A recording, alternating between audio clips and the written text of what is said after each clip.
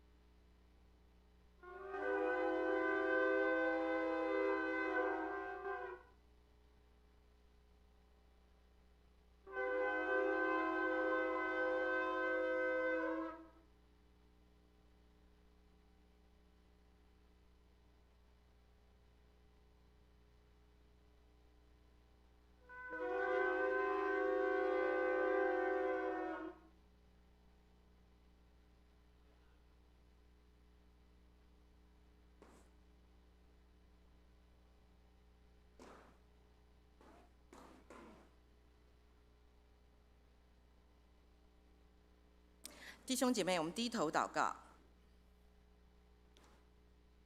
天父，感谢你差派你的独生爱子，为我们从死里复活，使普世信徒与天使一同欢乐。主耶稣，你胜过死亡的权势，求你使我们与你的得胜有份。你受死是为了我们的过犯，你复活是为使我们得称为义。求你赐给我们生命的活水，浇灌我们的心田。求你赐我们复活的能力，使我们能向罪死。如今活着，不再是我们自己，乃是你在我们里面活着。这样祷告是奉耶稣基督得胜之名的祈求。弟兄姐妹，请听。麦子在黑暗的土地上躺了许多日子，现在绿色的叶片从掩埋的谷粒中升起，与死者一起的爱又活了起来。爱又来了，像青青的麦子。这是耶稣复活的比喻，写在《麦田之歌》这首诗歌里面。现在由喜乐手中团来演奏这首 Now the green blade rises。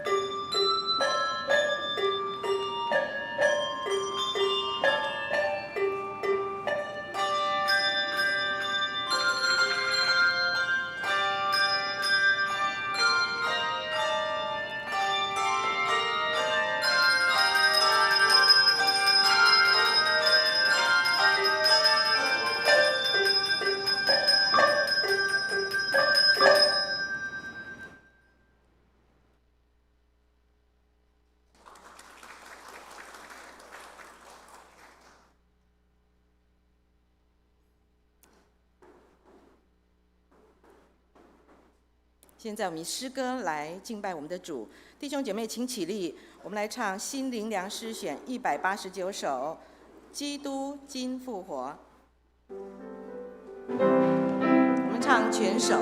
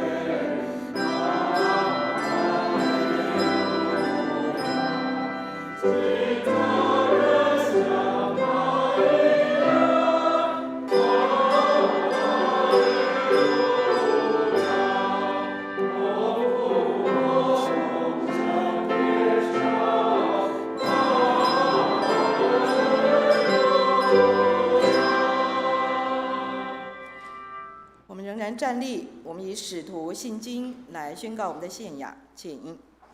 我信上帝，全能的父，上帝统一的主，我指我主耶稣基督，上帝的独生子，因圣灵同育，由童真与玛利亚所生，在本丢彼拉多手下受难，被钉于十字架，受死，埋葬，降在人间，第三天从死人中复活，升天，坐在全能父上帝的右边，将来必从那里降临，审判活人死人。我信圣灵，我信圣而公之教会，我信圣徒相通，我信罪得赦免，我信身体复活，我信永生。阿门。荣耀颂。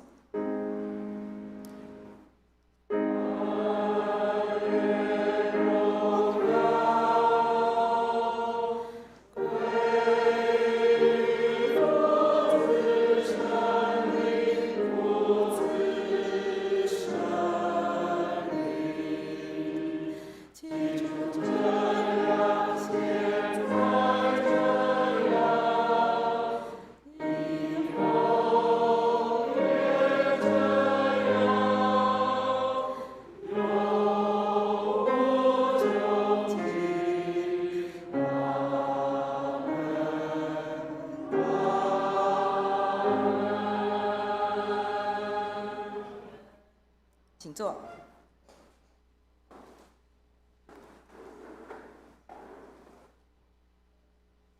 现在我们来起印今天的经文，记载在诗篇118篇第1节、第2节以及14节到24节。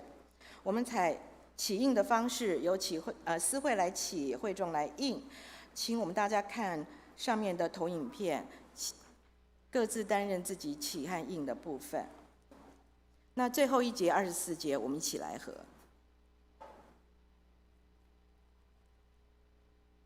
你们要称谢耶和华，因他本为善。愿以色列说：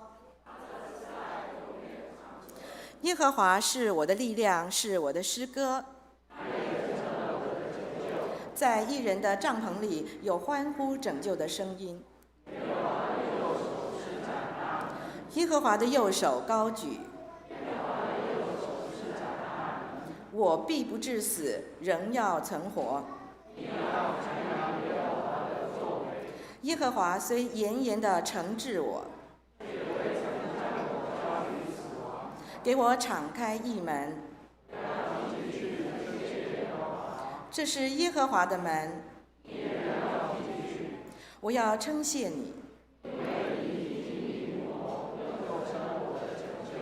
匠人所砌的石头已成了房角的头块石头。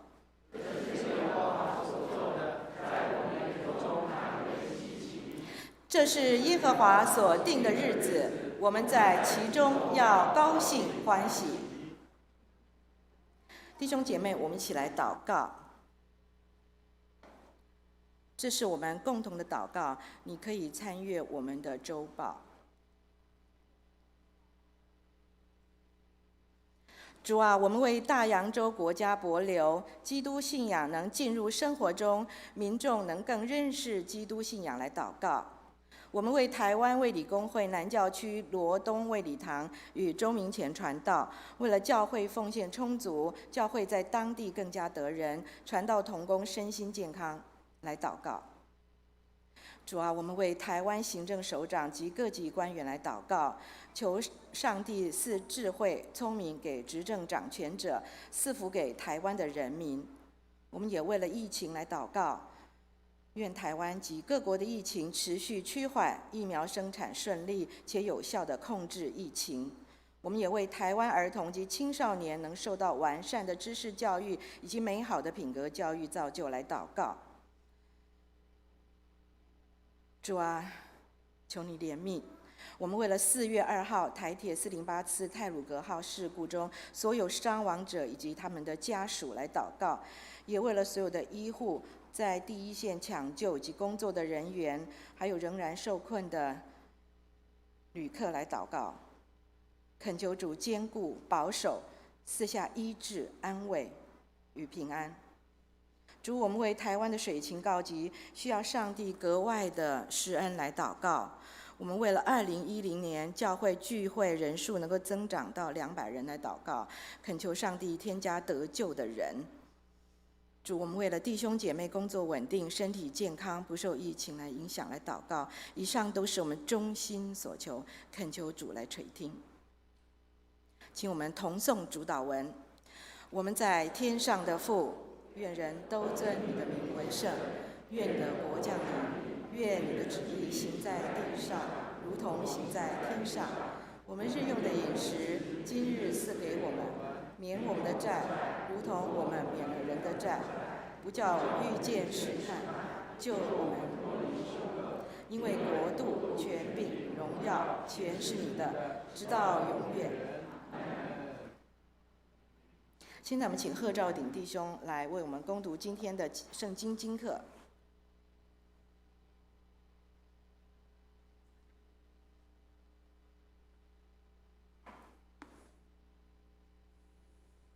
今天经课第一处在《使徒行传》第10章34到43节，新约圣经141页，《使徒行传》第10章34到43节，新约圣经141页。彼得就开口说：“我真看出上帝是不偏待人。原来各国中那敬畏主、行义的人都为主所悦纳。上帝借着耶稣基督，他是万有的主，传和平的福音，将这道赐给以色列人。这话在约翰宣传洗礼以后，从加利利起，传遍了犹太。上帝怎样以圣灵和能力膏拿撒勒人耶稣，这都是你们知道的。他周流四方，行善事，医好凡被魔鬼压制的人，因为上帝与他同在。他在犹太人之地，并耶路撒冷所行的一切事，由我们做见证。他们竟把他挂在木头上杀了。第三日，上帝叫他复活，显现出来，不是显现给众人看，乃是显现给上帝预先所拣选为他做见证的人看，就是我们这些在他从死里复活以后和他同吃同喝的人。他吩咐我们传道给众人，证明他是上帝所立定的，要做审判活人死人的主。众先知也为他做见证说，凡信他的人必因他的名得蒙赦罪。经课第二处，在哥林多前书15章1到11节，新约圣经191页。哥林多前书15章1到11节，新约圣经191页。弟兄们，我如今把先前所传给你们的福音告诉你们知道，这福音你们也领受了，又靠着站立得住，并且你们若不是突然相信，能以持守我所传给你们的，就必因这福音得救。我当日所领受又传给你们的，第一就是基督照圣经所说，为我们的罪死了，而且埋葬了，又照圣经所说，第三天复活了，并且显给基法看，然后显给12使徒看，后来一时显给500多弟兄看，其中一大半到如今还在，却也有已经睡了的。以后显给雅各看，再显给众使徒看，末了也显给我看。我如同未到产期而生的人一般，我原是使徒中最小的，不配称为使徒，因为我从前逼迫上帝的教会。然而我今日成了何等人，是蒙上帝的恩才成的，而且他所赐我的恩不是突然的。我比众使徒格外劳苦，这原不是我，乃是上帝的恩与我同在。不拘是我，是众使徒，我们如此传，你们也如此信了。以上是今日经课。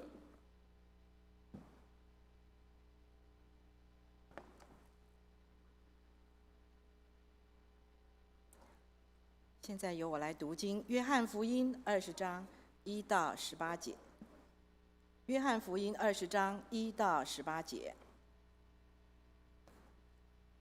7日的第1日清早，天还黑的时候，抹大拉的玛利亚来到坟墓那里，看见石头从坟墓挪开了，就跑来见西门彼得和耶稣所爱的那个门徒，对他们说：“有人把主从坟墓里挪了去，我们不知道放在哪里。”彼得和那门徒就出来往坟墓那里去，2个人同跑，那门徒比彼得跑得更快，先到了坟墓。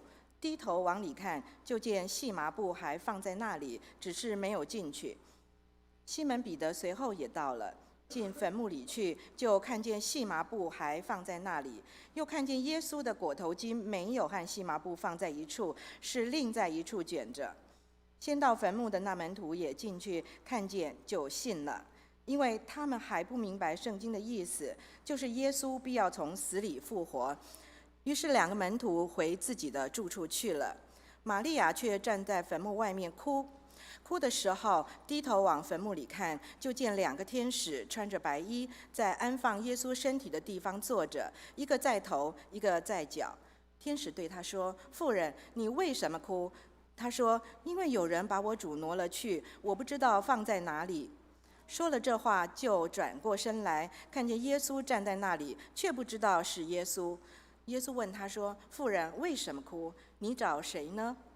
玛利亚以为是看园的，就对他说：“先生，若是你把他移了去，请告诉我，你把他放在哪里，我便去取他。”耶稣说：“玛利亚。”玛利亚就转过来，用希伯来话对他说：“拉波尼。”拉波尼就是夫子的意思。耶稣说：“不要摸我，因我还没有升上去见我的父。你往我弟兄那里去，告诉他们说，我要升上去见我的父，也是你们的父；见我的神，也是你们的神。”抹大拉的玛利亚就去告诉门徒说：“我已经看见了主。”他又将主对他说的这话告诉他们。现在由诗班和儿童主日学的小朋友一起来唱《无比的爱选曲》以及让孩童齐颂唱。这个组合是我们的崇拜执事在过年前要求我们组合的。那我们今天一起来验收看看，《无比的爱，让孩童齐颂唱》。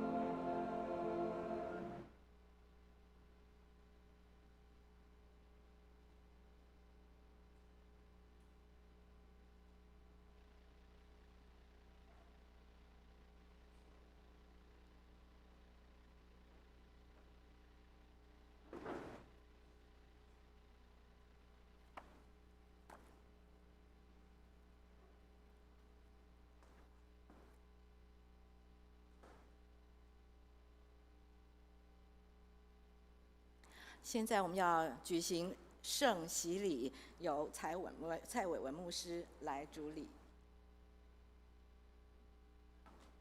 刚刚我们的儿童跟我们的诗班一起的献诗，其实我很希望儿童可以继续留啊，因为其实我们的孩子们需要我们为他们祝福，为他们祷告。今天也是儿童节，所以期待我们看到我们的孩子的时候，他们的表现很棒很好。我们的教会里的孩子，也许不是你自己家庭的孩子，但是在教会里，这些孩子都是我们的孩子，都是上帝的孩子。所以期待弟兄姐妹看到这些孩子的时候，多给他们一些鼓励、肯定、赞美。也许他们并不是那么样的乖巧，或者是你想象中的那么样的懂事，但是他们在成长的过程跟历程当中，都有很多的这些的长辈们、我们的弟兄姐妹的陪伴，让他们渐渐的成长，走在正确的路上，到长大都不忘记。所以儿童主日学对我们来说是一个重要的一个部门跟单位。10年后，我们就会看到这些孩子们他们的成长跟茁壮在我们的教会的里面。所以我们期待我们在今天过儿童节的时候，也能够这样来纪念他们。当然，圣经上告诉我们说，让小孩子到我这里来，因为天国的人就是像这样子的。所以我们今天有几位，他们也进入到神的国里面，他们要成为我们的家里的一份子，他们要成为上帝家里的一员。所以我们今天要跟他们一起来见证，他们要来到主的面前，要来坚定他们的信仰。那当然，也许这几位，有的人可能常常会跟他们见面，那当然有的可能也许不太认识他们。但是无论我们是常常见面的，或者是我们偶尔才会见到，或者是不太认识他，期待我们都能够在主的里面，我们都接纳跟来接受我们的这几位弟兄姐妹，他们成为我们家庭当中的一份子。上帝的家里面，期待很多人都能够回到天父的家里面，所以期待回到父的家里面，他们能够享受到天父的温暖，也享受到我们的弟兄姐妹跟他们在一起的这样的一个温暖。愿上帝的祝福。好，所以我们今天有4位要来受洗，来成为我们的荣光堂的正式的会友。所以我们要邀请这4位陈振华、龚玉燕、王伟球、陈建成，我们请这4位到台前来，好吗？好来，4位好来，那请你们来转向我们的弟兄姐妹，转过来好，弟兄姐妹牧师要跟大家正式的来介绍我们今天的4位要受洗的弟兄姐妹那最左边的这一位是龚玉燕姐妹，我相信很多人知道她跟认识她，因为她常常在我们当中做我们的打扫工作。那她也是来到我们当中有一段时间了，将近有半年以上的时间那她也很认真的在我们当中工作。那虽然她不一定会一直持续这个工作，但是她仍然是我们家庭当中的一份子。所以我们今天来为他做见证，就是他要能够成为我们的荣光堂的弟兄姐妹。然后这一位下一位就是王伟球姐妹她是我们的严专姐所介绍的，是严专姐的邻居是她的一个邻居的一个姐妹。那我很感谢上帝是她是在内地信主的，然后她嫁到这边来，或是她来到这边的生活，但是她没有忘记要寻求主。虽然她会有一些的这个在各方面，她觉得她没有比别人好，比别人强，但是她有一颗心智，就是愿意专心来跟随主。然后我们的中间的这一位也叫振华所以我们当中有2位振华了好，所以我们中间这一位叫做陈振华姐妹。陈振华姐妹是自己来到上帝的面前，她来到教会里面，她说她想要来认识上帝的。所以这是上帝的恩典，让她经过我们这边的时候，她就愿意能够进到我们当中来，可以成为我们当中的一员。好，另外特别要介绍这位陈建成年轻人，他是从台中来的，然后他从台中来到我们当中，跟我们参加过几次的社青的聚会。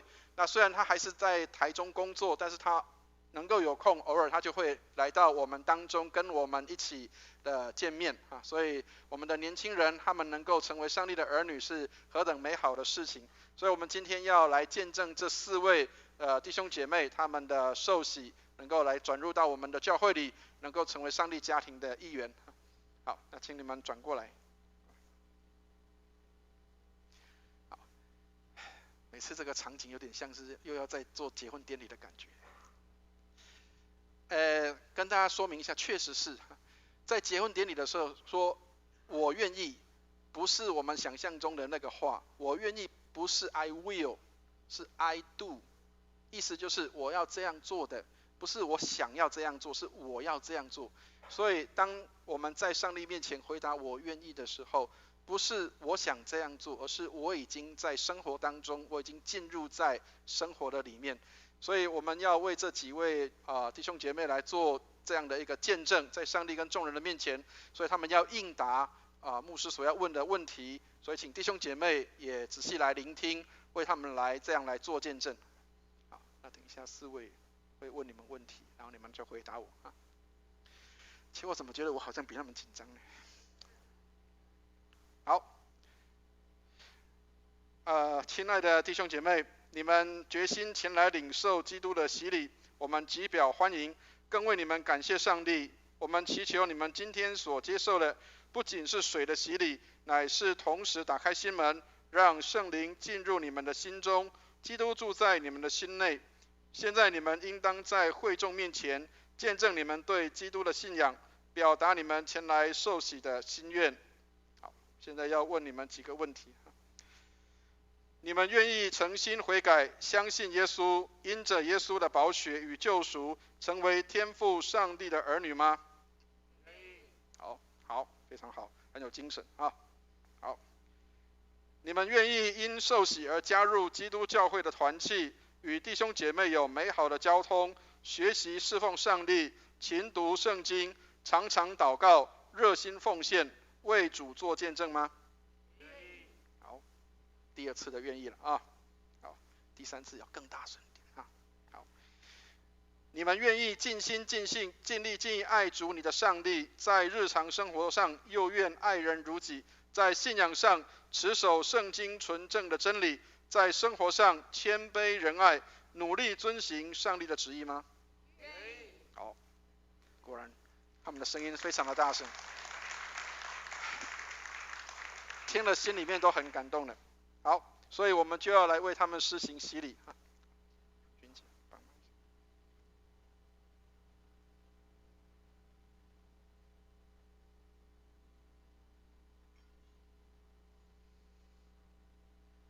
等一下我会把水放在你们头上啊。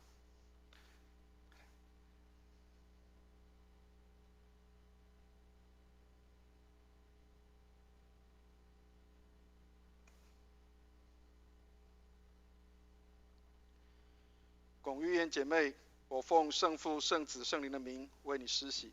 阿们。阿们。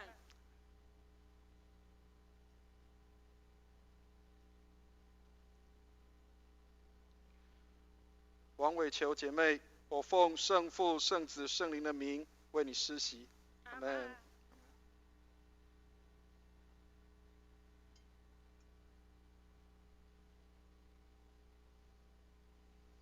陈振华姐妹，我奉圣父、圣子、圣灵的名为你施洗。阿们。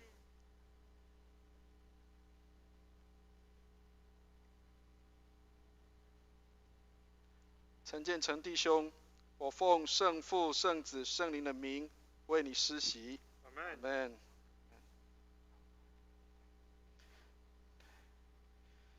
弟兄姐妹，如果我们当中愿意每一天为他们祷告，关心他们，愿意为他们的灵性成长代求的我们的弟兄姐妹，你现在就可以从位置上站立起来，我们来为他们祷告，求主祝福，让他们每一天都在上帝的恩典的当中。我们一起来祷告。无所不能的上帝，我们的天父，求你应允我们的祷告。如今领受圣洗的弟兄姐妹有圣灵的印记，列名于主耶稣基督忠实的门徒行列中，求主把丰盛的恩典赏赐他们，让他们内心常有主的平安和喜乐，在生活上流露基督的香气和仁爱，使别人看见他们的好行为，便将荣耀归给他们在天上的父。这都是靠我主耶稣基督求的。阿们。好，请你们4位转过来啊，看一下，每一天都有这么多的弟兄姐妹要为你祷告跟代求啊。好，那我们就拍手来欢迎他们成为我们的荣光堂的一份子啊。站着的人要负责任哦，每一天一定要为他们祷告，好不好？啊，每一天要为他们来祷告代求，让他们每一天都活在上帝的爱跟恩典当中哈。好，请坐。好，请你们转过来哈。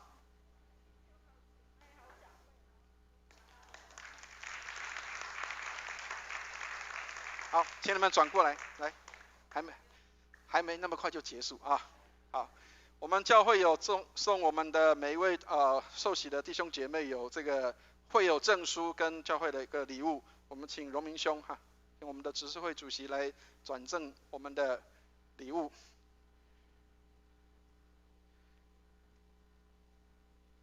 好，跟大家做说明，这个上面是会友证书。表示他是我们卫理公会的会友，上面有他们的名字，还有教会的礼物。来，转过来，请你们转到会众这边哈。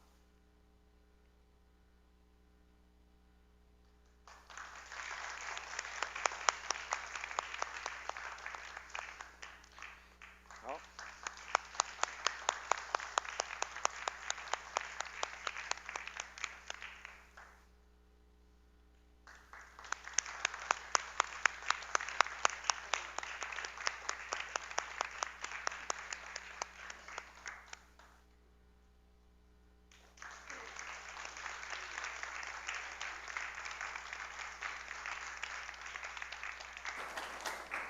好，有转赠礼物的可以赶快，但是我们不拍照了啊。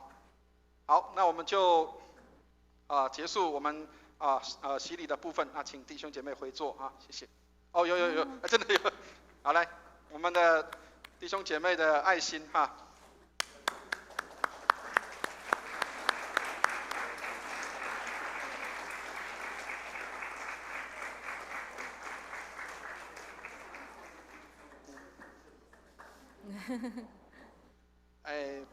拍照我们会后好吧，会后啊。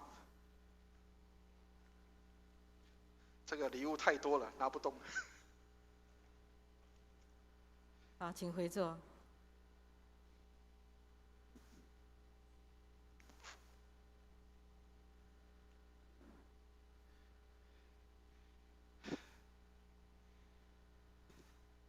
请回座。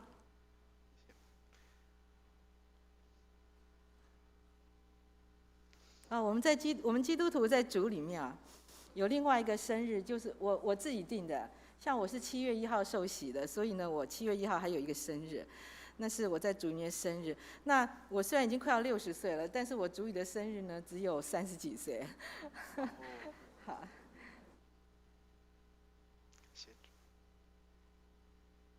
现在由牧师来证道，看见了主。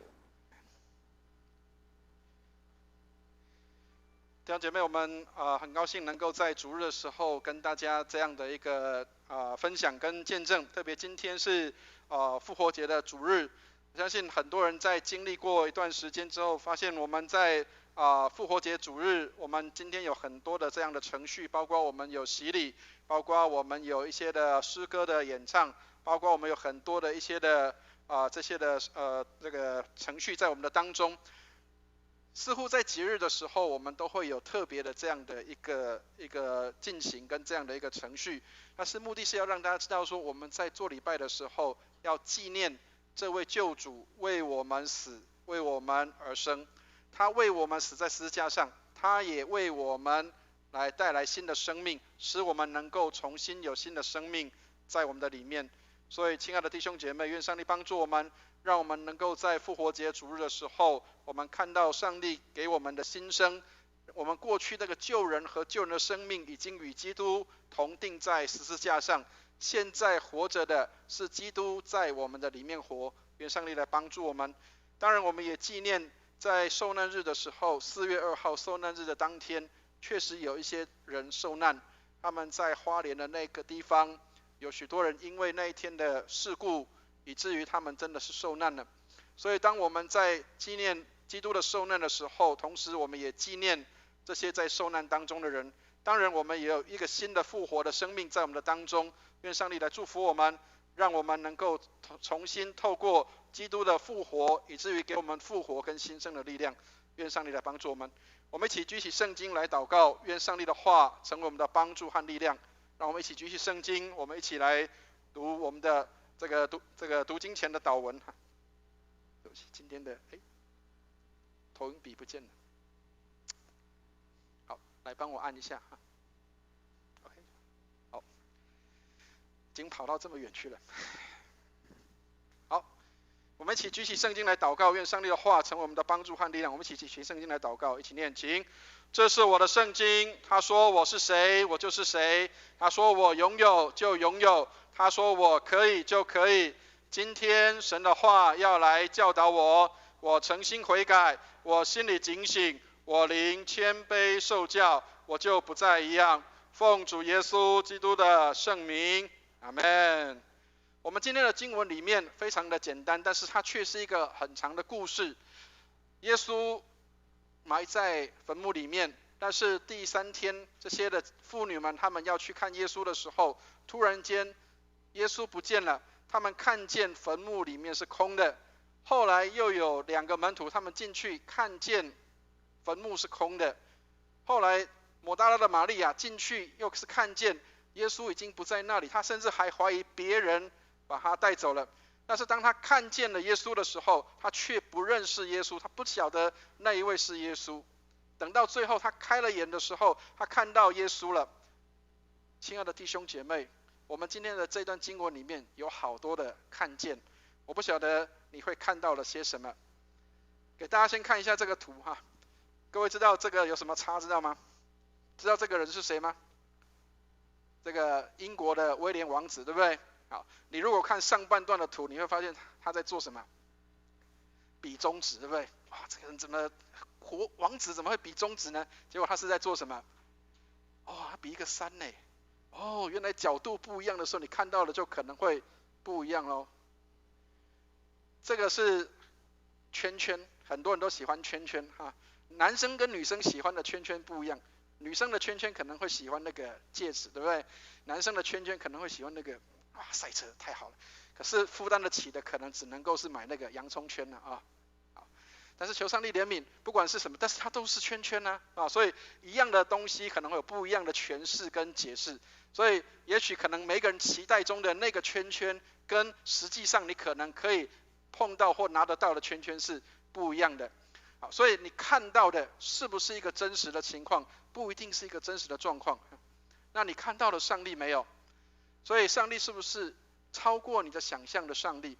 这是一个蔡松辉牧师，他是一个漫画家，他画的一个有关上帝的事情，也透过这个漫画让我们来学习怎么样去看耶稣。有时候我们看到的耶稣，想象的耶稣跟实际上的耶稣是不一样的。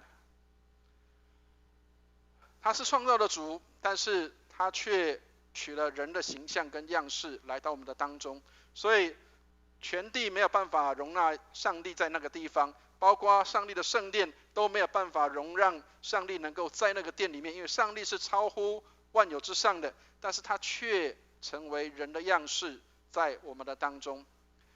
他原本应该是要生在王公贵族的家庭里面的，但是他却是生在马槽的里面。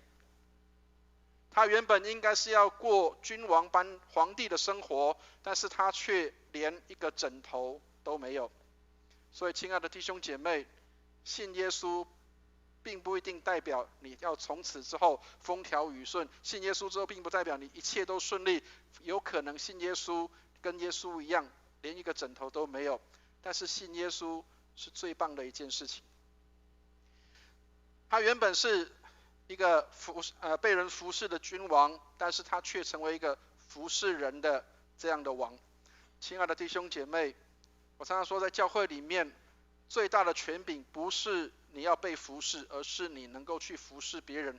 权柄来自于你的服务，所以当你去服侍人的时候，当你愿意去服务人的时候，你就拥有那个权柄在人的身上。愿上帝帮助我们，上帝透过耶稣基督让我们看到上帝是服务人的，而不是受人的服侍的。耶稣说人子来是要服侍人，而不是要受人的服侍。他可以差遣12营的天使来为他征战，但是他却没有这样做。他并没有为了他自己的利益，或是为他自己的好处，而是他愿意为了别人的好处牺牲自己的利益。他需要审判别人，他会去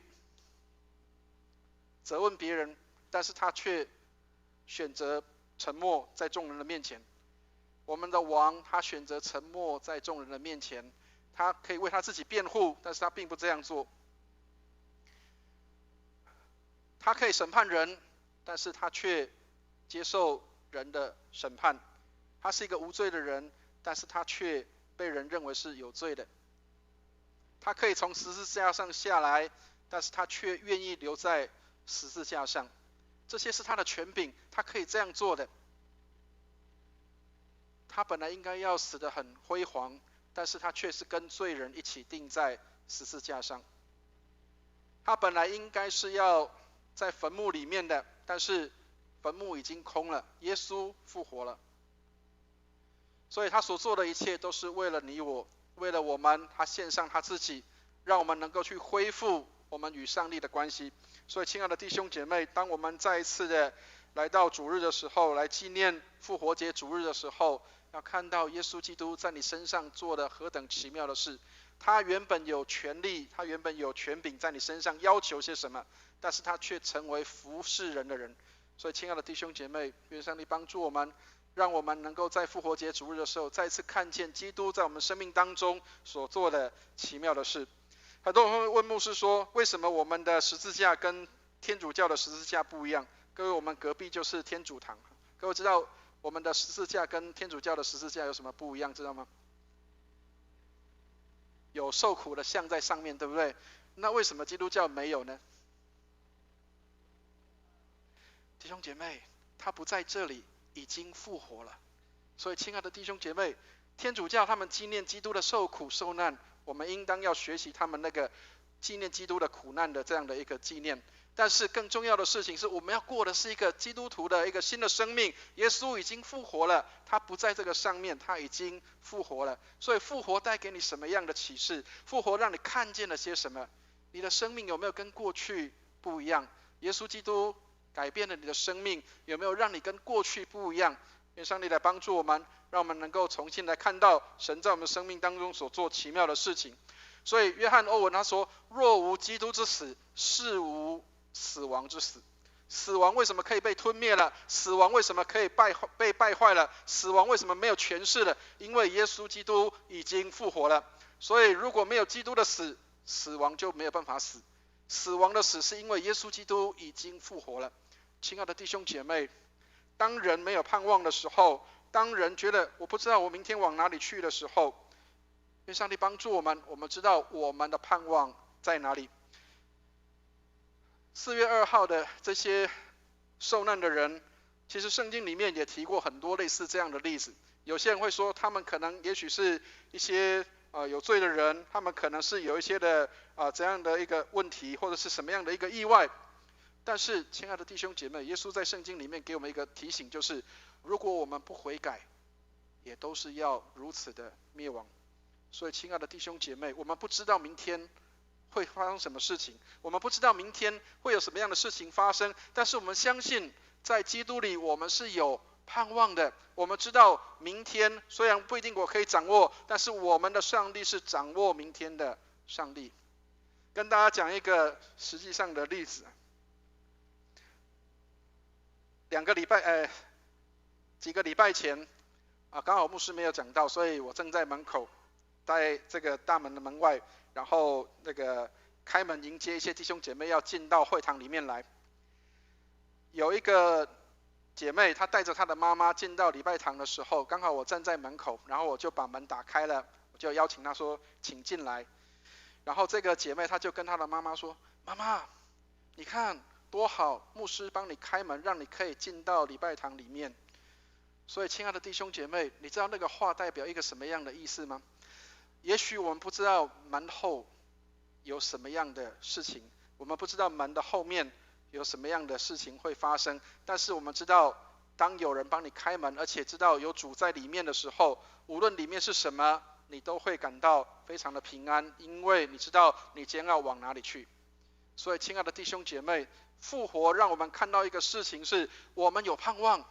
我不是死了就没有了，我不是死了一了百了，我不是死了就如灰飞烟灭一样。我知道我死后，我要进到一个永远的荣耀里面去。亲爱的弟兄姐妹，上帝帮助我们，让我们知道基督为我们死，使我们有复活的盼望在他的里面。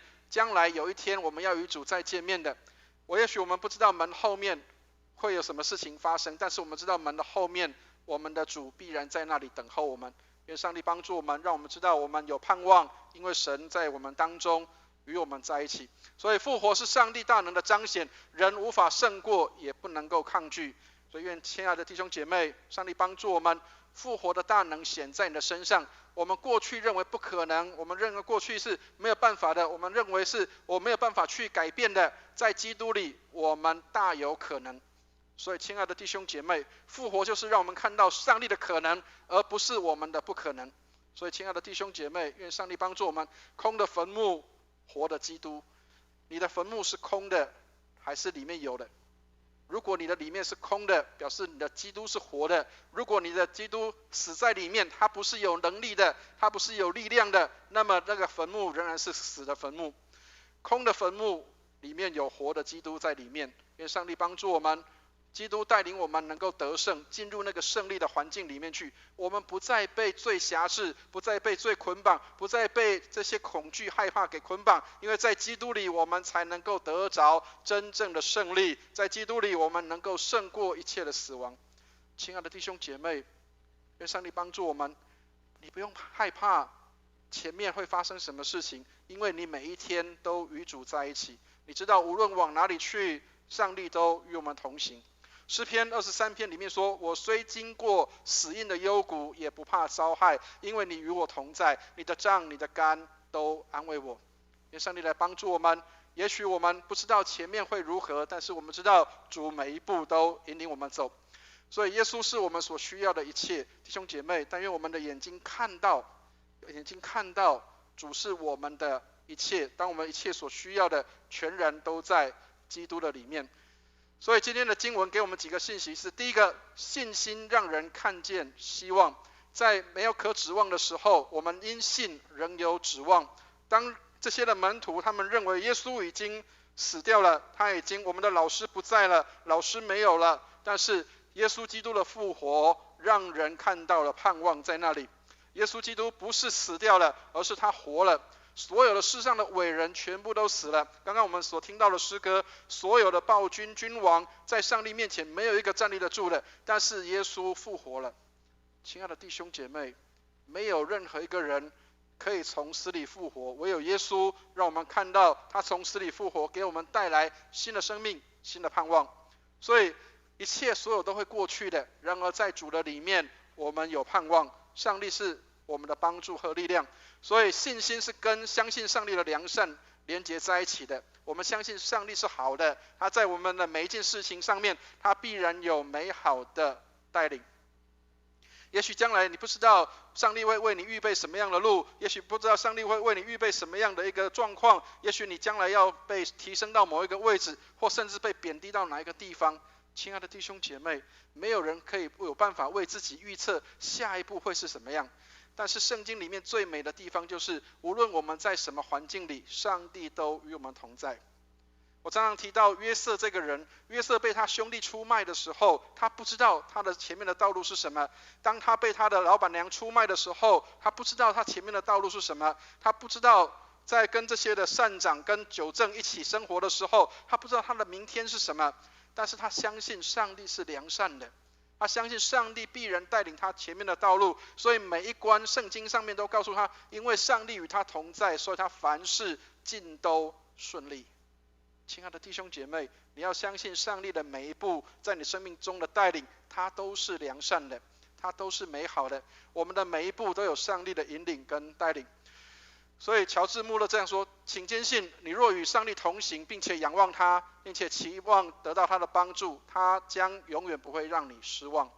所以，亲爱的弟兄姐妹，上帝永远不会让我们失望。让我们的眼睛转向他，让我们的眼睛转向我们的上帝。你要看到盼望。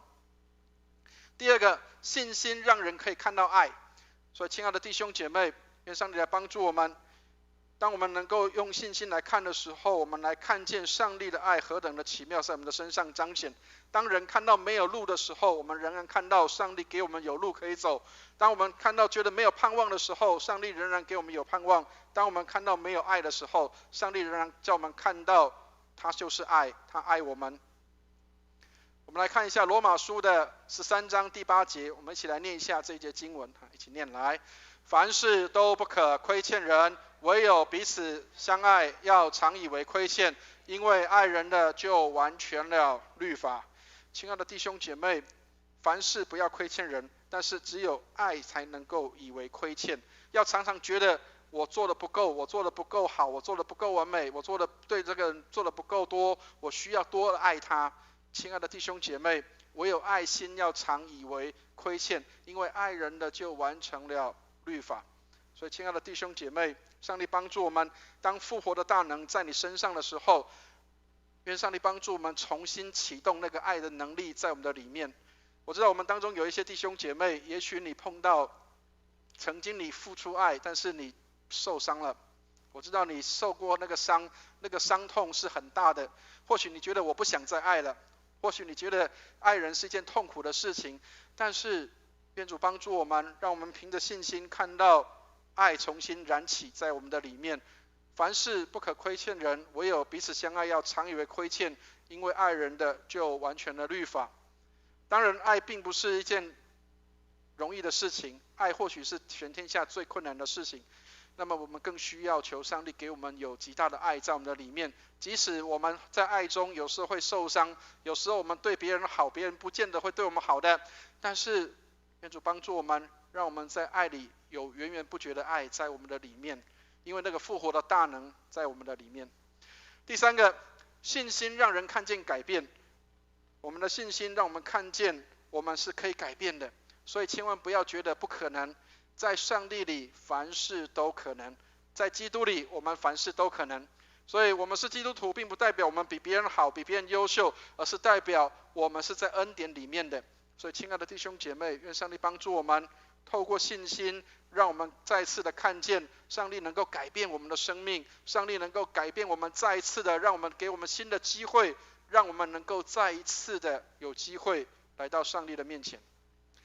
所以重点不是我们过去是怎么样的人，重点是我们将要成为什么样的人，因着上帝的恩典。愿上帝帮助我们，让我们能够在主的恩典当中，我们能够重新的改变。上帝给我们恩典，让我们常常有再一次的机会。上帝给我们恩典，让我们有盼望。上帝给我们恩典，让我们看见我们里面那个爱可以重新的再次的燃起来。愿上帝来帮助我们。也许有时候我们觉得很困难，但是你的力量不是从你自己来的，是要从上帝来的。曾经我带过一群的社工，他们在开会的时候常常会呼喊一件事情我们要有热情，我们对人要有爱，我们对人要有。我常常会问他们一件事情是：你的爱可以撑多久？亲爱的弟兄姐妹，如果你的爱要撑很久，那么你就要有源源不绝的爱在你的里面，让基督的爱在你的心里，以至于你有源源不绝的爱能够来爱别人。所以重新再一次的燃起你的爱在里面，上帝给你再一次的满满的爱，以至于你能够成为别人的祝福。所有这些的记录都是要给我们看到一件事情，就是耶稣是基督，是上帝的儿子，他不被死亡辖制。死亡是一件事实，但是死亡已经被废去了，因为在基督里，死亡已经变成了不可能的事情，死亡已经可以改变了。耶稣带来新的生命，新的盼望，叫我们看见上帝把不可能的变为可能。所以亲爱的弟兄姐妹，再一次的燃起你的信心，用你信心的眼睛去看，而不是用肉体的眼睛去看。我们的肉眼看不到，但是我们的心却会看得到上帝的恩典。耶稣的2个门徒进去到坟墓里面，他们看不见耶稣，但是抹大拉的玛利亚她却看到了耶稣。所以你看见了什么？愿上帝帮助我们，那个复活的大能的生命在你的里面，使你重新再燃起那个爱在你的里面，让你重新有新的复活、新的盼望在你的里面。愿上帝帮助我们，我们一起来祷告。慈悲怜悯的天父，愿你帮助我们。我们实在需要你极大的恩典。我们知道我们没有办法爱，我们知道我们爱不下去。主啊，有时候我们没有盼望。主啊，甚至我们觉得我们自己是不能被改变的。然而主，我们相信在你凡事都能。主啊，谢谢你给我们有满满的爱，叫我们看见从你那里有爱在我们的里面。主啊，让我们看见你的恩典在我们的身上彰显，让我们看见这个不可能改变的能够改变。主啊，谢谢你给我们有盼望，叫我们每一天都活在神的里面。我们相信都有美好的事要发生在我们的身上。主啊，我们的信心跟你的良善要连结在一起。谢谢你恩待我们，谢谢你垂听我们的祷告，祝福我们在你里面蒙恩。感谢祷告，奉耶稣基督的圣名，阿们。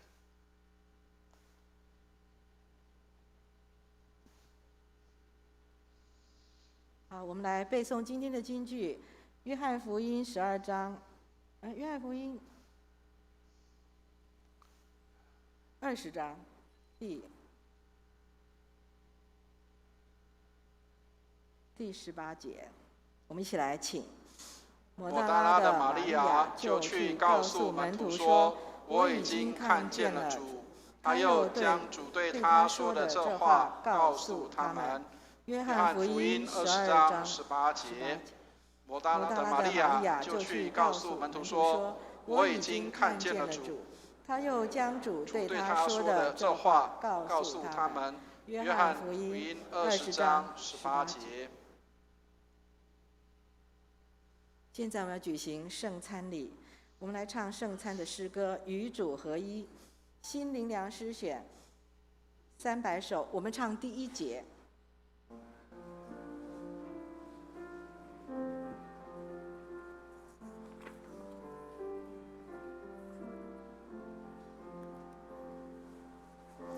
主身体为我舍，主宝血为我流，并被来主自己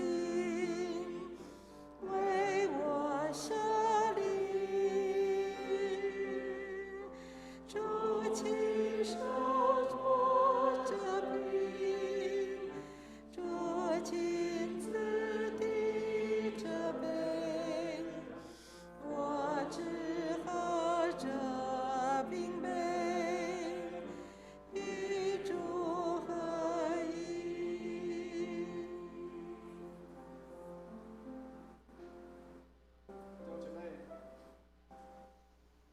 我们要来预备心，领受圣餐。每个月我们都会有，在第1周我们会颁圣餐，每一年的第1周都是卫理公会的立约主日。有时候我在想说，为什么我们每个月都要来做一次这样的纪念？每一年为什么都要来做一次这样的纪念？我得到一个答案，我不确定，也不晓得是不是应该说是圣灵的感动，但是我可以这样说，上帝知道我们的软弱，他知道我们每一年在立志的时候一定都做不到，可是他给我们再一次的机会。我们每个月我们说要为主而活，但是不一定可以做得到，但是上帝给我们每个月都有再一次的机会。所以亲爱的弟兄姐妹，上帝常常给我们有再一次的机会，要给自己有再一次的机会。有时候我们常常对别人很严苛，没有给别人再一次的机会。有时候我们对自己更加的严苛，我们常常觉得我这样做错了就没有机会了。亲爱的弟兄姐妹，上帝永远给人有机会。牧师要跟大家分享这样的事情是，当趁着我们还活着的时候，我们都还有这样的机会。4月2号的那一场的事件，当然有的人很庆幸说他们没有搭上那一班车，有的人他们正在哀痛中，而那一天也是主受难的日子。我不知道那一天对你的感受是什么，但是我相信在那一天看到这个新闻的时候，每个人心里面都很难受。你可以想见一群无辜的人，他们却因着这个事件，他们生命就没有了。你可以想见耶稣也是一个无罪的人，但是在这个事件里面，他却要受死。亲爱的弟兄姐妹，耶稣并没有离开我们。曾经有人在德国纳粹的集中营里面看到有一行字，上面写着：在这个时候，上帝你在哪里？但是在同样的那块墙壁的下面的地方，有人写上：在这个时候，上帝在这里。亲爱的弟兄姐妹，苦难随时会发生，苦难随时会有，但是我们有没有看到我们的主随时跟我们在一起？他就在这里。愿上帝帮助我们，让我们预备心来到主的面前。无论我们发生什么事情，上帝都给我们有再一次的机会，让我们能够在神的恩典当中来领受今天的圣餐。今天让我们这几位弟兄姐妹他们先领洗是有原因的，因为这样他们今天才可以跟我们一起来领受这个饼杯。所以弟兄姐妹，让我们也预备心能够来领受这样的一个圣礼。那我们一样，等一下我们会从中间的地方来到台前来，所以请我们当中服侍的同工，如果你是帮我们喷酒精的，请在后面的地方，后排的地方来帮忙喷酒精。所以弟兄姐妹，我们要从中间后面的地方往前走啊，因为让这个喷酒精的时间可以有时间可以让大家可以清洁，因为我们还是在防疫的期间，所以请大家还是要遵守防疫的规定，因为我们这样做不单是要爱自己，也是要爱别人。所以愿上帝帮助我们，让我们能够从后排的地方能够走到台前来领受。我们卫理公会的圣餐是有特别的意义的，我们要恭敬来到主的面前，谦卑的寻求上帝的恩典。所以包括我们在4楼的弟兄姐妹，也请你们屈尊能够来到3楼的地方，跟我们一起来领受饼杯。除了我们在2楼跟4楼的这些弟兄姐妹不方便行动的，那我们会有我们的陪餐的同工会过去协助帮忙。那我们请弟兄姐妹，如果可以，让我们能够恭敬到主的面前，谦卑来寻求上帝的恩典。请听圣经的话。看啊，我站在门外叩门，若有听见我声音就开门的，我要进到他那里去，我与他，他与我一同坐席。你们若真实悔罪，与人亲爱和睦，立志自新，从今以后遵主的命令，行主的道，就当存信心前来到全能上帝的台前，谦虚忏悔，领受圣餐，得受恩惠。我们一起来念认罪文。无所不能的上帝，我主耶稣基督的父，创造万物、审判万人的主，现在我们承认及悔恨我们的种种罪恶，我们素来在思想上、言语上、行为上都有过恶，得罪主，干犯主的圣怒。现在我们诚意忏悔，求慈悲的父怜悯我们，为主耶稣基督赦免我们从前的罪，又赐恩典，叫我们从今以后改过自新，遵主的圣意，永远服侍主，将尊贵荣耀归于主的圣名。这是靠我主耶稣基督求的，阿们。我们请听解罪文。无所不能的上帝，我们的天父，主曾发大慈悲，应许将赦罪的恩赐给诚心悔罪、真实信靠主的人。现在求主怜悯我们，赦免我们，救我们脱离一切罪恶，激发我们，坚固我们，使我们勇于为善，能得永远的生命。这是靠我主耶稣基督求的，阿们。请听安慰文。请听圣经上对谦卑懊悔的人所说的话。若有人犯罪，在父那里，我们有一位中保，就是那义者耶稣基督。他为我们的罪做了挽回祭，不单为我们的罪，也是为普天下人的罪。我们来回应心中仰望文。你们心里当仰望主。我们当感谢我主上主。无论何时何地，感谢主圣父，无所不能、无始无终的上帝，这是理所当然的，也是我们本分所当做的。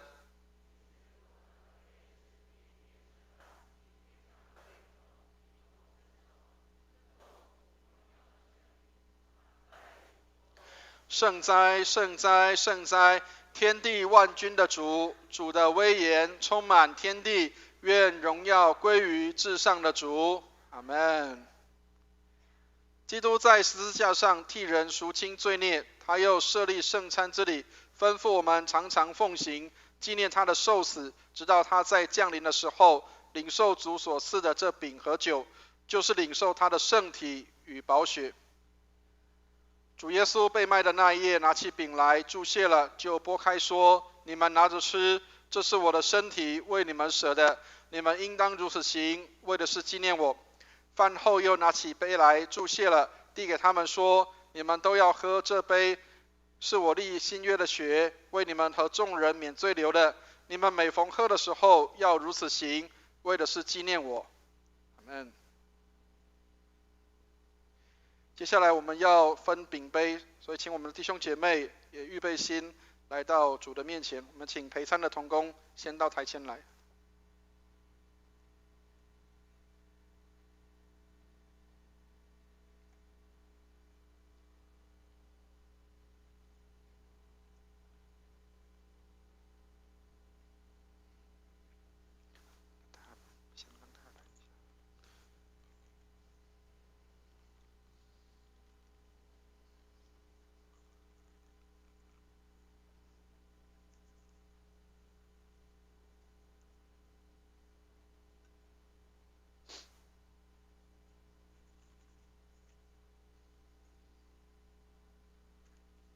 主耶稣的身体为你舍，保守你十分的平安。耶稣的身体为你舍，保守你十分的平安。耶稣的身体为你舍，保守你十分的平安。耶稣的身体为你舍，保守你十分的平安。耶稣的身体为你舍，保守你十分的平安。这是主耶稣的宝血为你免罪流的，保守你十分的平安。耶稣的宝血为你免罪流的，保守你十分的平安。耶稣的宝血为你免罪流的，保守你十分的平安。耶稣的宝血为你免罪流的，保守你十分的平安。耶稣的宝血为你免罪流的，保守你十分的平安。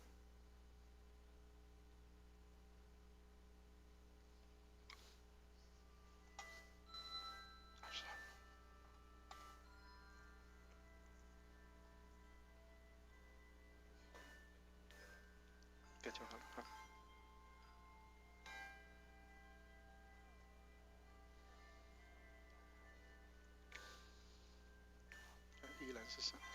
依然是上4楼啊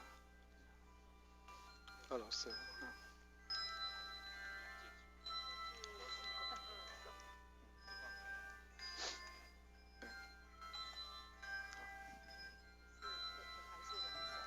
好，好来，那你们先拿好了。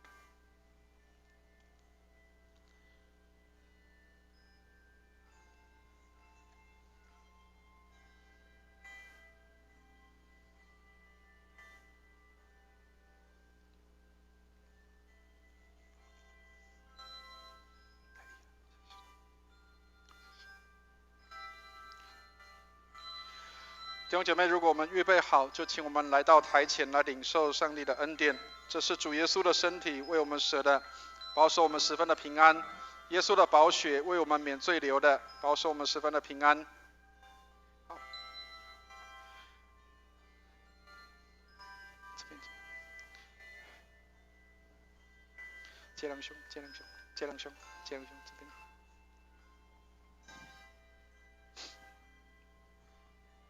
这是主耶稣的身体为我们舍的，保守我们十分的平安。耶稣的宝血为我们免罪流的，保守我们十分的平安。这是主耶稣的身体为我们舍的，保守我们十分的平安。耶稣的宝血为我们免罪流的，保守我们十分的平安。我们请从中间进来哈，然后从我们的左手边，从我的左手边来退回去啊。好，这边还有，所以不用挤在前面哈。我们来领完圣餐之后，我们就回到位置上坐下，来为我们的百姓、为我们的国家、为我们的一些的关心的事项，我们一起来祷告。这是主耶稣的身体为我们舍的，保守我们十分的平安。耶稣的宝血为我们免罪流的，保守我们十分的平安。让我们拿了饼沾了杯，我们就来直接来使用，然后回到位置上，我们请弟兄姐妹就坐下来，来关心我们在4月2号的时候，我们的国家所发生的这样的一个灾难。愿主来怜悯跟纪念在受苦当中的人，给我们重新有复活的力量在我们的身上。这是主耶稣的身体为我们舍的，保守我们十分的平安。耶稣的宝血为我们免罪流的，保守我们十分的平安。这是主的身体为我们舍的，保守我们十分的平安。耶稣的宝血为我们免罪流的，保守我们十分的平安。让我们能够恭敬来到主的面前，谦卑的来寻求上帝的恩典。好，我们有2个区域哈，我们有2个区域可以来拿，我们就按照我们的这样的一个程序，我们到台前来哈。这是主耶稣的身体为我们舍的，保守我们十分的平安。耶稣的宝血为我们免罪流的，保守我们十分的平安。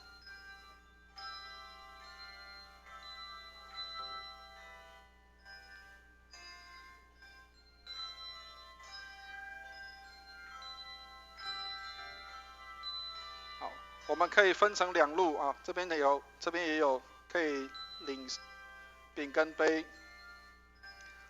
这是主耶稣的身体为我们舍的，保守我们十分的平安。耶稣的宝血为我们免罪流的，保守我们十分的平安。我们领受完之后，就请回到位置上坐下来，让我们在这里也纪念这些在受苦当中的人，为他们来祷告。这是主耶稣的身体为我们舍的，保守我们十分的平安。耶稣的宝血为我们免罪流的，保守我们十分的平安。这是主耶稣的身体为我们舍的，保守我们十分的平安。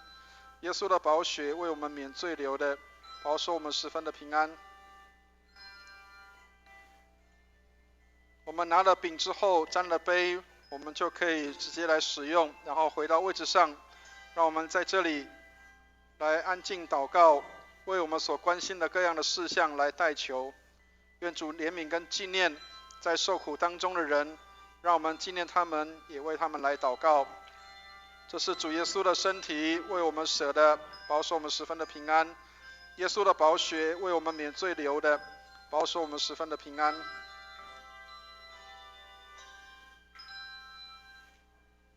我们直接来领了之后，就可以回到位置上。我们领了饼杯之后，就回到位置上，安静来祷告。我们后面还有几位哈，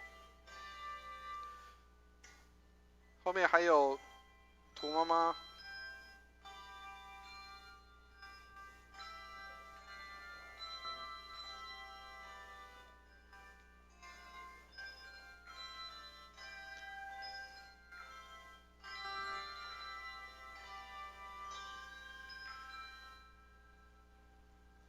这是主耶稣的身体为我们舍的，保守我们十分的平安。耶稣的宝血为我们免罪流的，保守我们十分的平安。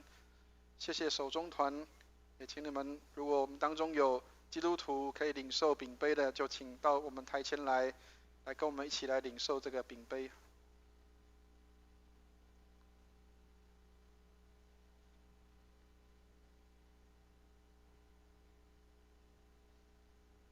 这是主耶稣的身体为我们舍的，保守我们十分的平安。耶稣的宝血为我们免罪流的，保守我们十分的平安。这是主耶稣的身体为我们舍的，保守我们十分的平安。耶稣的宝血为我们免罪流的，保守我们十分的平安。还有没有还没领到的？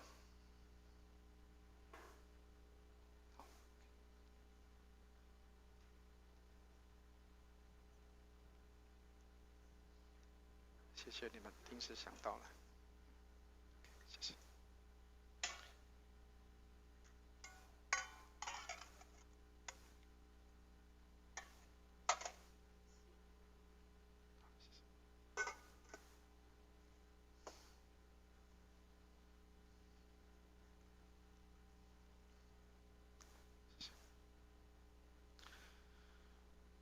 弟兄姐妹，我们一起来同颂奉献求恩文，赞美和感谢主，借着主耶稣基督舍身流血，得蒙赦罪与诸般的恩赐，现在将自己献给主，做合宜清洁的活祭，恳求主使我们得蒙主的大恩鸿福。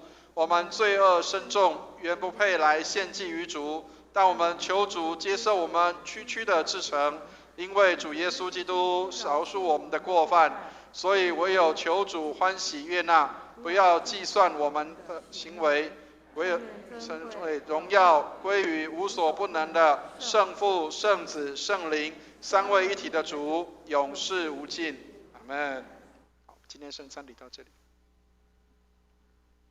弟兄姐妹，我们来唱回应诗歌《与主合一》，新琳琅诗选300首第2节。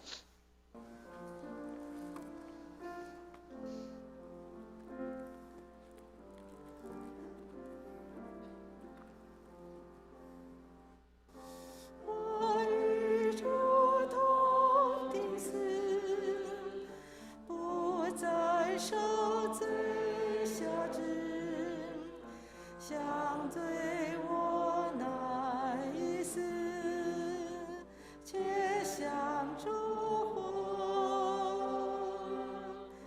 我与主同复活，胜过黑暗权势。我主耶稣自己，荣耀主名。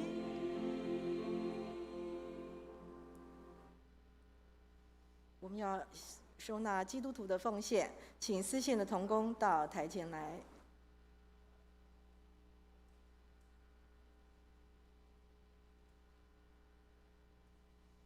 万物都是从主而来，我们把从主而来的献给主，请低头做奉献的祷告。赏赐丰富的主，万物都从你而来，我们把从你而得的献给你，尽我们的心思力量，奉献金钱，愿教会用于各样事工及宣扬福音，使之用得合宜，荣耀你的圣尊名，让众人得着益处，也复兴我们的教会。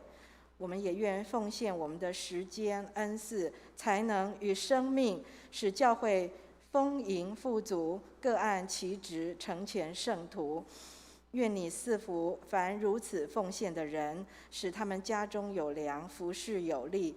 我们这样的祷告是奉我主耶稣基督的名，阿们。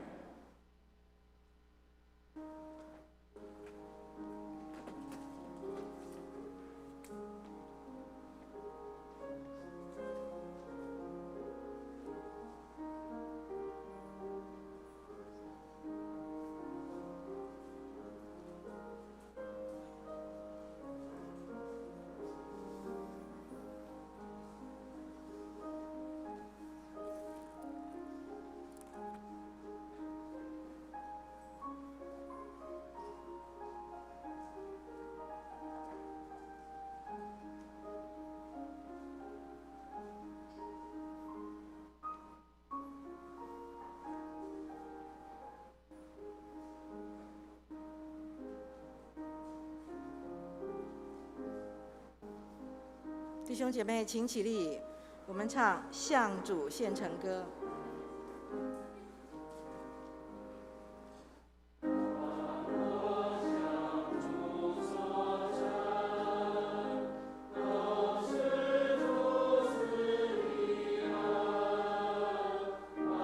我所有都属于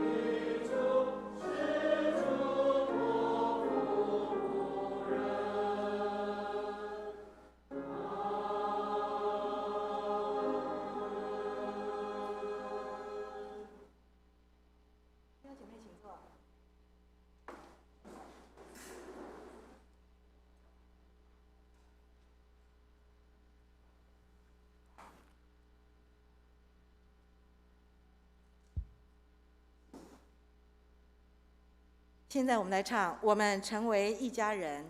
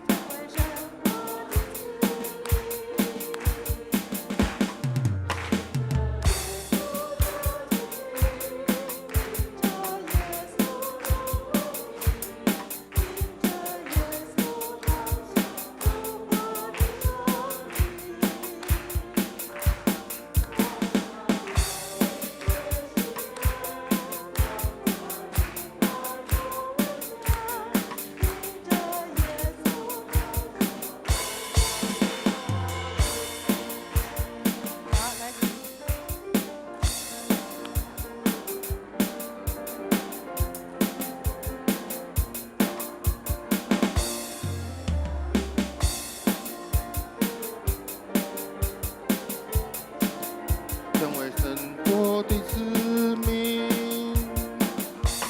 因着耶稣的激情，因着耶稣如光明，因着耶稣同享复活的生命，同享生命的喜悦，同在主爱中连结，因着耶稣同受丰盛的产业。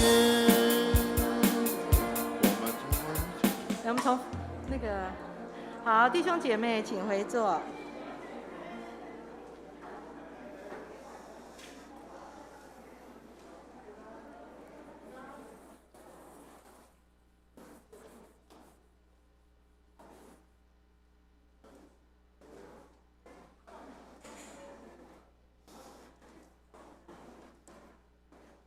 现在我来报告教会的消息。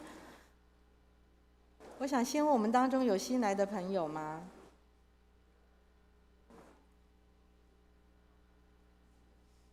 今天是复活主日，这是耶和华所定的日子，我们应当高兴欢喜。我们欢迎参加聚会以及线上聚会的新朋友，愿上帝赐福给你。我们在会后呢，教会会发送大家复活节的彩蛋给弟兄姐妹，大家可以取回去自用，或者是与你的亲友邻居来分享耶稣复活的好消息。所以呢，散会以后呢，请大家到后面去取你的复活节彩蛋。我们恭喜陈振华公务院、王伟球及陈建成这4位的受洗，还有3位的转入，成为我们荣光堂的弟兄姐妹。愿主的恩惠常常与你们同在。生日快乐！下个星期天下午12点半，在201教室召开4月份小组长和执事的会议，请执事小组长预备性参加，并且如果有提案的话，请转交办公室。我们教会将陆续召开崇拜服事人员的训练课程，欢迎对各项服事有参与以及有兴趣学习的弟兄姐妹都一同来参加。首先是4月14号星期三晚上的7点半到8点半，在我们的5楼有我们号角我们号角乐趣的训练课程，有邀请一个廖淑文老师来分享。4月18号的下午12点半，在大堂有崇拜程序的讲座，请司会司琴读经人员能够拨冗参加。这个讲得很客气，我认为是大家一定要参加。制服艺人学院活动已经开始进行了，愿上帝祝福各项活动的进行顺利，也为我们教会红本门徒还有参与卫理延伸至旧约课程的这些学生们的学习来祷告。那下一季呢，我们的崇拜服事轮值表已经公告在各群组还有公布栏，请同工呢记下你的服务时间，以喜悦的心来参与服事，领受主的赐福。如果你需要纸本的话，请在接待桌自己拿取。那本堂6楼提供给各位呢认领的物品，要到这个星期6 10号会结束认领的活动，所以如果你有认领东西的话，请尽速拿回。之后呢，教会就要进行的清理。我们教会将预备在7月8号到17号举办暑假的儿童音乐品格营，欢迎国小1年级到6年级的学生参加。那4月18号下午3点半，将会举行第1次的筹备会，邀请教育知识、儿童主学老师、学青、社青的辅导，还有意愿参与这项活动的弟兄姐妹能够来一起参加。那我们肢体消息方面，请为弟兄姐妹他们工作稳定、身体健康、不受疫情影响来祷告。那为身体不适还有这些新朋友，我们名单都在上面，大家自己参阅，请大家能够在祷告中呢，能够提名为他们代祷。那请问牧师有补充报告吗？好，弟兄姐妹，我们这一周刚好是清明节的连假，那我相信有一些弟兄姐妹已经回去扫墓完了。那如果还没有扫墓的，那当我们去扫墓的时候，请记得我们基督徒，我们也是很强调我们是要孝敬父母的，还有孝敬我们的长辈。所以我们基督徒的方式跟别人也许比较不一样，但是请大家就在我们的清明节的时候，也表达我们对我们的已故的家人的一些的纪念跟怀念，可以透过唱诗歌、祷告，或是透过一些的默念来为他们来这些过去的这些长辈，为他们来感谢上帝，然后希望他们的好的品性跟行为也留在家庭的当中。那另外我们刚刚司会已经特别强调，4月18号以后3个礼拜，我们将会有这些的训练课程，不管是在台上的或台下的、台前或台后的训练，那期待弟兄姐妹都能够有机会来认领一项的侍奉或服事，一项或2项的侍奉跟服事。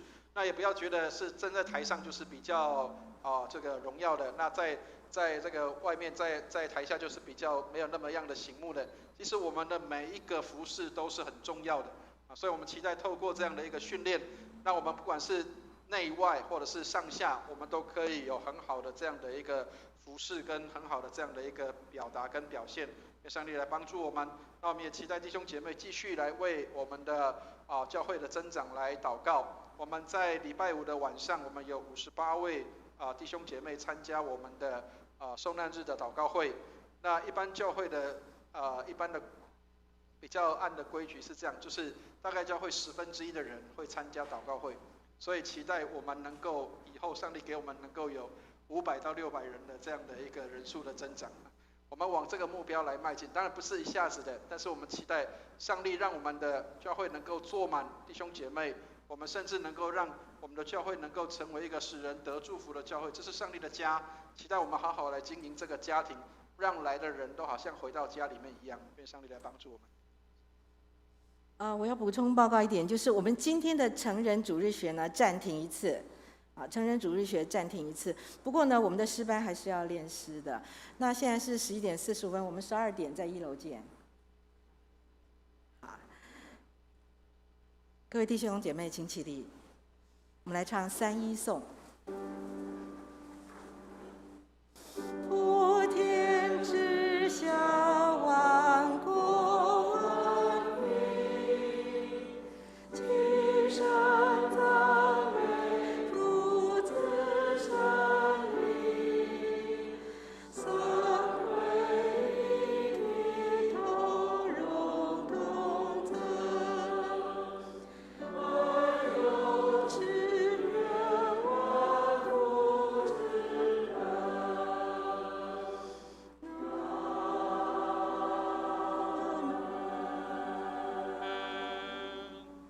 弟兄姐妹，我们一起来领受祝福。慈悲怜悯的天父，愿你将复活的大能赏赐在我们的众人当中，让我们重新得力，靠主得胜，每一天都过着基督在我们里面的生活。让我们常在基督里，基督也常在我们的里面。愿我主耶稣基督的恩惠、天父上帝的慈爱、圣灵的感动与交通，常与我们众人同在，从今时直到永永远远。阿们。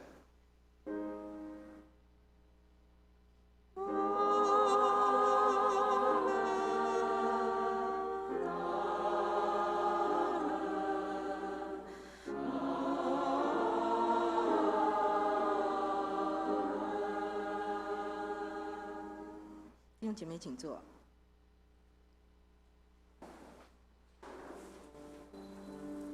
在订阅中，请为今天的肢体消息还有教会事工来代祷。在病痛中、忧伤中的弟兄姐妹，欢迎你到台前来，牧师要为你们祷告。